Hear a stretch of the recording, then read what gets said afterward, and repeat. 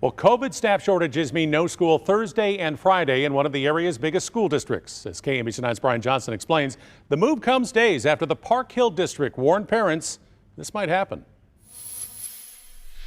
We understand that this will be incredibly challenging for our families. That was in the email that the district sent today, saying that it is in a staffing crisis. It says each day more teachers are calling in sick and it won't be able to make it to the end of the week.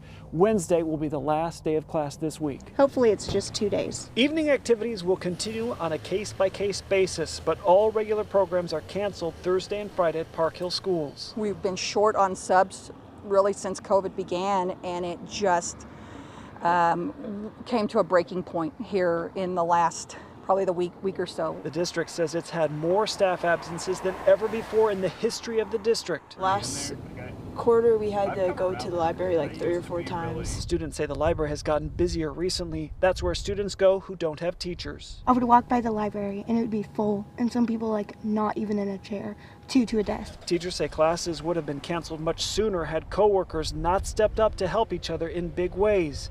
Now it's at a breaking point. Basically, the hand we've been dealt, I think we're doing the best we can. Parents with older children worry less about finding childcare than those in elementary school. I feel sorry for the people who have to miss work in that because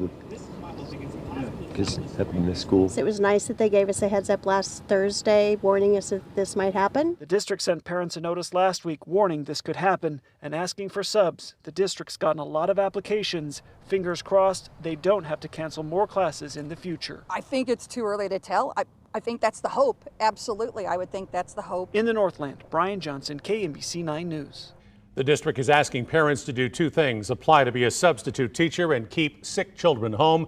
Both will help prevent future shutdowns.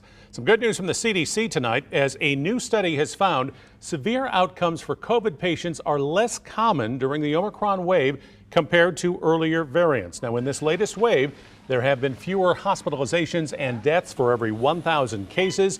COVID-related hospital stays were shorter as well. A Kansas Senate committee will hear from almost a dozen doctors tomorrow on using ivermectin to treat COVID. The FDA and the company that makes the drug say it should never be used on COVID patients.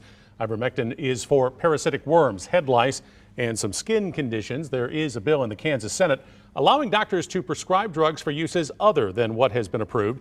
The discussion comes as there are drug shortages of monoclonal antibodies to treat COVID. It just takes a while for manufacturers to ramp up their production of those drugs, and the demand is, as you know, in the middle of the surge, extremely high. Missouri Republicans clashed with business groups during a state house hearing today. They were talking about more than a dozen bills limiting COVID vaccine mandates by employers. Now, some of the bills would put liability on employers if workers required to be vaccinated have adverse side effects. Business groups disagreeing with the GOP plans to keep employers from having their workers get vaccinated or risk getting fired. Large businesses will no longer face a COVID vaccine mandate. Tomorrow, OSHA plans to withdraw its vaccination and testing requirement for businesses with 100 or more employees. The Supreme Court blocked that rule in a ruling this month. OSHA adds it will remain as a proposed rule as it works on finalizing a permanent COVID health care standard. 55% of Missourians and 52% of Kansans right now are fully vaccinated against COVID. The national rate, 63.5%.